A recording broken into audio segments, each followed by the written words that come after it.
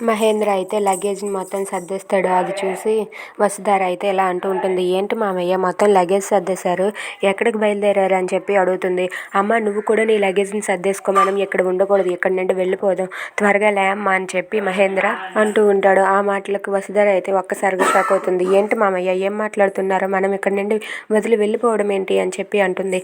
అవునమ్మా కాలేజ్కి డబ్బులు కట్టాలంట, ఆ డబ్బులు కట్టాలంటే ఇప్పుడు మన దగ్గర అంత డబ్బు లేదు, మనకి ఈ బాధలన్నీ ఎందుకు, మనం ఈ ఊరు వదిలి వెళ్ళిపోదామని చెప్పి మహేంద్ర అంటాడు. అది విన్న వసుధార అయితే ఒక్కసారిగా షాక్ అయిపోతుంది. అసలు ఏంటి మామయ్య, ఆ కాలేజ్ని వదిలి వెళ్ళాలని మీకు ఎలా అనిపిస్తుంది చెప్పండి అని చెప్పి అంటుంది.